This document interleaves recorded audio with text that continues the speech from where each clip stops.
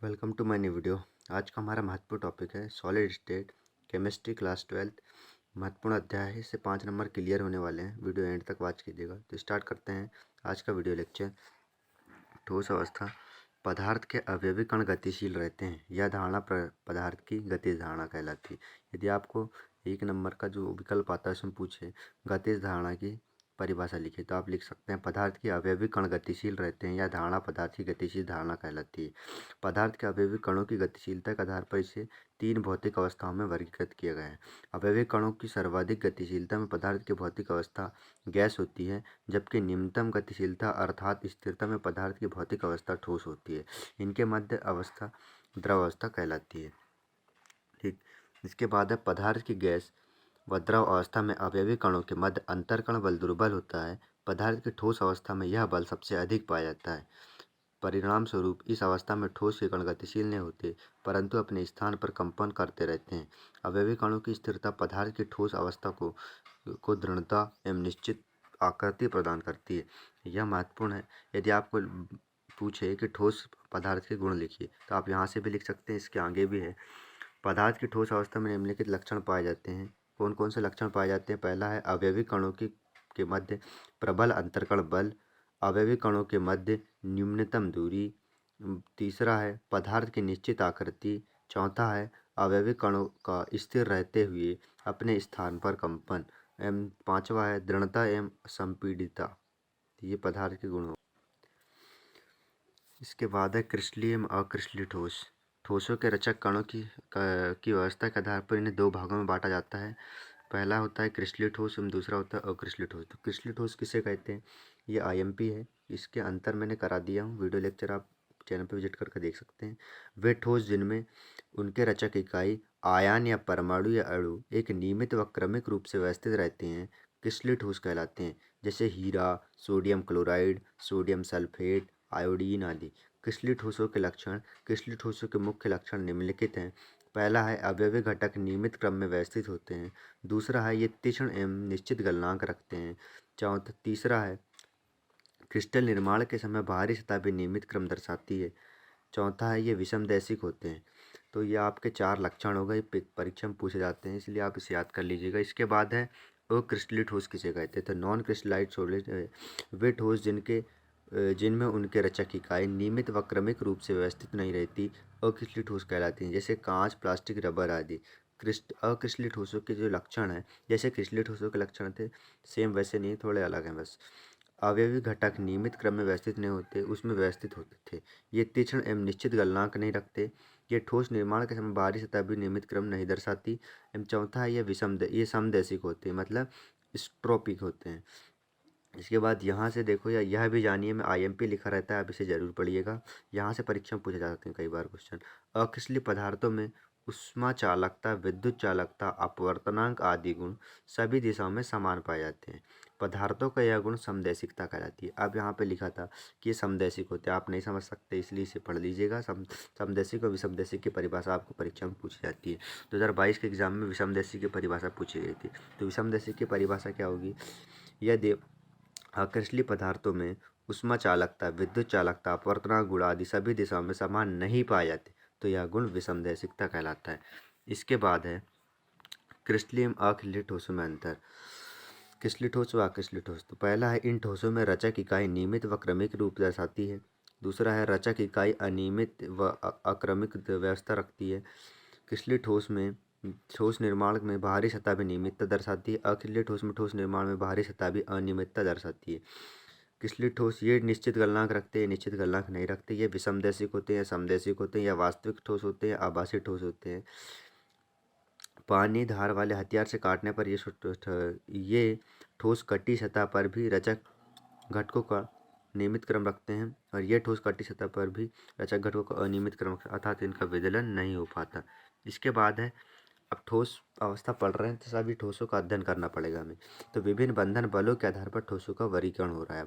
पदार्थ के कणों के बंधन बल इस तथ्य पर निर्भर करते हैं कि रचक घटकों की प्रकृति क्या है। बंधन बलों के आधार पर अक्रिस्टलीय ठोसों के 4 भागों में वर्गीकृत किया जाता है। है आयनिक ठोस। पहला होता है आयनिक ठोस। तो आयनिक ठोस वे ठोस होते हैं जिनके क्रिस्टलों की संरचनात्मक इकाई आयन होती है। उदाहरण NaCl, CaCl, ZnCl2 आदि। NaCl में संरचनात्मक इकाई Na प्लस व Cl माइनस, मतलब दो आयन है, प्लस माइनस। आयनिक ठोसों के आप लक्षण पढ़ने वाले हैं अपन। वीडियो एंड तक वॉच कीजिएगा, पूरा अध्याय क्लियर होने वाला है। पहला है ये ठोस धन व ऋण आवेश वाले आयनों से बने होते हैं। दूसरा है विपरीत आवेश वाले आयनों के मध्य कूलाम आकर्षण बल होता है, अतः इन ठोसों में बंधन बल कूलाम आकर्षण बल है। तीसरा है ये ठोस कठोर व भंगुर प्रकृति रखते हैं। चौथा है ये ठोस सूत्र इकाइयों के मध्य भी प्रबल वैद्युत आकर्षण बल रखते हैं, जिसके कारण ये उच्च गलनांक व उच्च क्वथनांक रखते हैं। ये उच्च वाष्पन ऊष्मा रखने के कारण अवाष्पशील होते हैं। चौथा है ये ध्रुवीय विलायकों में विलय होते हैं। सातवां है ये ठोस अवस्था में विद्युत के कुचालक व विलयन या गलित अवस्था में विद्युत के चालक होते हैं। समन्वय संघटक यदि आपको परिभाषा पूछता है तो यह भी जानिए, में लिखी है। यह एक आयन विपरीत आवेश वाले जितने आयनों से घिरा होता है वह उसकी समन्वय संख्या कहलाती है या कोऑर्डिनेशन नंबर कहलाती है। जैसे उदाहरण के लिए Na प्लस में प्रत्येक Na जो होता है वो 6 Cl माइनस आयनों से, वह प्रत्येक Cl 6 Na प्लस आयनों से घिरा होता है, अतः Na प्लस व Cl माइनस की आयनों की संख्या 6 होती है। इसके बाद है आणविक ठोस। ठीक, यहाँ से भी क्वेश्चन पूछा जाता है। आणविक ठोस वे ठोस पदार्थ होते हैं जिनके क्रिस्टलों की संरचनात्मक इकाई अणु होती है। उदाहरण आयोडीन ठोस, मीथेन, बर्फ आदि। आणविक ठोसों में अणुओं के मध्य वान डर वाल्स बल पाए जाते हैं। ध्रुवीय आणविक ठोस जैसे ठोस कार्बन मोनोऑक्साइड CO द्विध्रुव द्विध्रुव बंधन बल भी रखती हैं। अध्रुवीय आणविक ठोस जैसे ठोस ऑक्सीजन O2 लंदन बल रखते हैं। इसके अतिरिक्त कुछ आणविक ठोस हाइड्रोजन बंधन बल भी रखते हैं, जैसे बर्फ H2O, ठोस अमोनिया NH3। आणविक ठोसों के लक्षण। पहला है ये ठोस अणुओं द्वारा बने होते हैं। दूसरा है इन ठोसों में अंतर्गण बंधन बल वान डर वाल्स होता है। तीसरा है ये ठोस मुलायम होते हैं, मतलब ये सॉफ्ट होते हैं। फिर चौथा है रचक घटकों के मध्य दुर्बल वान डर वाल्स बल के कारण ये ठोस निम्न गलनांक व क्वथनांक रखते हैं। पांचवा है ये निम्न वाष्पन ऊष्मा रखने के कारण समानता वाष्पशील होते हैं। छठवां है ध्रुवीय ठोस व अध्रुवीय ठोस क्रमशः ध्रुवीय व अध्रुवीय विलायकों में विलय होते हैं। सातवां है ये ऊष्मा व विद्युत के कुचालक होते हैं। आप इसका स्क्रीनशॉट भी ले सकते हैं और आप नोट डाउन कर लीजिएगा। IMP अध्याय के पूरा IMP टॉपिक लाया हूँ मैं। तीसरा है सहसंयोजी ठोस, कोऑर्डिनेट सॉलिड। तो सहसंयोजी ठोस वे ठोस होते हैं जिनकी संरचनात्मक इकाई परमाणु होती है। उदाहरण के लिए हीरा, ग्रेफाइट, सिलिका, सिलिकॉन, कार्बाइड आदि। इन ठोसों में परमाणुओं के मध्य सहसंयोजक बंध पाए जाते हैं। सहसंयोजक बंधों के द्वारा इस प्रकार के ठोस विशाल अंतर्बंधी संरचना रखते हैं, अतः यह नेटवर्क ठोस भी कहलाते हैं। सहसंयोजक ठोसों के लक्षण हैं। पहला है ये ठोस परमाणु द्वारा बने होते हैं। दूसरा है इन ठोसों में सहसंयोजक अंतरकण बंधन होता है। तीसरा है ये अति कठोर व भंगुर होते हैं। चौथा है नेटवर्क के कारण ये अत्यधिक उच्च गलनांक व क्वथनांक रखते हैं। पांचवा है ये उच्च वाष्पन ऊष्मा रखने के कारण अवाष्पशील होते हैं। ये ऊष्मा व विद्युत के कुचालक होते हैं। इसके बाद है सहसंयोजक ठोस जो होते हैं उसके लक्षण हो गए। इसके बाद है धात्विक ठोस। धात्विक ठोस वे ठोस होते हैं जिनकी संरचनात्मक इकाई धातु परमाणु होती है। उदाहरण के लिए कॉपर, रजत, निकेल आदि। इन ठोसों में के महत्व परमाणुओं के मध्य धात्विक बंधन बल पाया जाता है। उसके बाद है धात्विक ठोसों के लक्षण, अभी पढ़ना है अपने को। प्राकृतिक, याद रखिए में क्या लिखा है, प्राकृतिक पदार्थों में हीरा सर्वाधिक कठोर होता है। यदि आपको परीक्षा में पूछे सर्वाधिक कठोर पदार्थ का नाम बताइए तो हीरा है। ठीक, धात्विक ठोसों के लक्षण। ये ठोस धातु परमाणु द्वारा बने होते हैं। इन ठोसों में अंतरकण बंधन अधात्विक बंध होता है। ये अति मुलायम से अति कठोर होते हैं, जैसे सोडियम अति मुलायम व ऑस्मियम अति कठोर है। ये निम्न से उच्च गलनांक व क्वथनांक रखते हैं। ये निम्न से उच्च वाष्पन ऊष्मा रखते हैं। ये ऊष्मा व विद्युत के सुचालक होते हैं। ये तन्य व आघातवर्धनीय होते हैं। इसके बाद है रिक्तियाँ, मतलब वॉइड्स किसे कहते हैं। IMP है, 2 नंबर का क्वेश्चन यहाँ से पूछा जाता है। क्रिस्टल के रचक अवयव द्वारा निर्मित संरचना में रिक्त स्थान भी होता है। यह रिक्त स्थान विशेष प्रकार के ज्यामिति वाले छिद्रों से बना होता है। इन छिद्रों को रिक्तियाँ कहते हैं। ये छिद्र रचक अवयवों के मध्य होते हैं, अतः इन्हें अंतरकाशीय रिक्तियाँ भी कहते हैं। ये रिक्तियाँ मुख्यतः 2 प्रकार की होती हैं। पहला समचतुष्फल की रिक्तियाँ और चतुष्फल की रिक्तियाँ। तो ये चतुष्फल की रिक्तियाँ, समचतुष्फल की रिक्तियाँ की परिभाषा आज तक पूछी नहीं गई, लेकिन आप पढ़ लीजिएगा। जब 3 गोलों से बने त्रिकोणीय रिक्त स्थान के ऊपर या नीचे एक गोला तीनों गोलों को छूते हुए रखा जाता है, जैसे आपको चित्र में दिखाया गया है। तो इस प्रकार प्राप्त रिक्त स्थान समचतुष्फलक की रिक्तियाँ कहलाती हैं। इसके बाद है ठोसों में अपूर्णता, मतलब इम्फ्रेक्शन ऑफ इन सॉलिड्स। परम शून्य तापक्रम पर ठोसों के क्रिस्टल में उनकी रचक इकाइयाँ की व्यवस्था क्रमबद्ध होती है। क्रिस्टल में यह व्यवस्था निम्नतम ऊर्जा अवस्था के संगत जैसे जैसे क्रिस्टल का ताप बढ़ाया जाता है, वैसे वैसे क्रिस्टल में रचकों की क्रमबद्ध व्यवस्था में विचलन होने लगता है। इस प्रकार पूर्ण रूप से ही क्रिस्टल में विचलन के फलस्वरूप दोष व अपूर्णता आ जाती है। ये दोष अथवा अपूर्णता ऊष्मागतिकी दोष कहलाती हैं। यदि आपको पूछे ऊष्मागतिकी दोष क्या होता है, तो इसकी परिभाषा आपको बता दिया, यहाँ से लिख सकते हैं आप। कभी कभी क्रिस्टलों में अशुद्धियों के कारण भी योगात्मक दोष उत्पन्न हो जाते हैं, जिन्हें अशुद्धि दोष कहते हैं।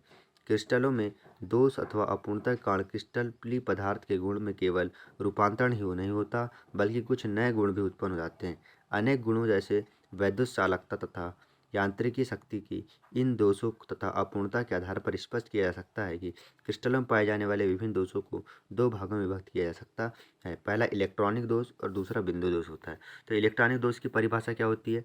क्रिस्टल में इलेक्ट्रॉन की व्यवस्था के अनियमित होने से इस प्रकार का दोष उत्पन्न होता है।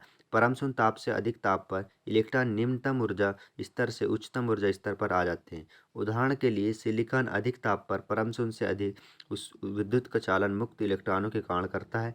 दूसरा है बिंदु दोष। किसी क्रिस्टल में परमाणु या आयनों की नियमित व्यवस्था में विचलन होने पर उत्पन्न दोष को बिंदु दोष कहते हैं। उसके बाद है बिंदु दोष, पॉइंट डिफेक्ट। तो रस समीकरण मिति दोष, इसे दो भागों में व्यक्त किया जा सकता है। ठीक, ये वह दोष जिसके कारण कि ठोस की रस समीकरण मिति में अंतर नहीं आता, रस समीकरण मिति दोष कहलाता है। ये दोष स्वाभाविक दोष भी कहलाते हैं, मतलब कभी परीक्षा में पूछ लिए स्वाभाविक दोष किसे कहते हैं, तो रस समीकरण मिति दोष को। पहला है रिक्त स्थान दोष, वैकेंसी डिफीट।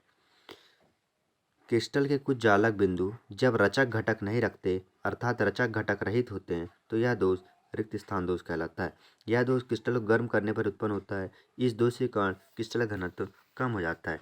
इसके बाद है अंतरकाशी दोष। क्या होता है? जब जालक बिंदु के मध्य अंतरकाशी स्थान में कुछ भी रचक घटक अतिरिक्त आ जाते हैं, यह दोष अंतरकाशी दोष कहलाता है। यह दोष क्रिस्टल पर उच्च दाब आरोपित करने पर होता है। बिंदु दोष जो होता है ताप वरीय दाब, इस दोष के कारण क्रिस्टल घनत्व में वृद्धि होती है।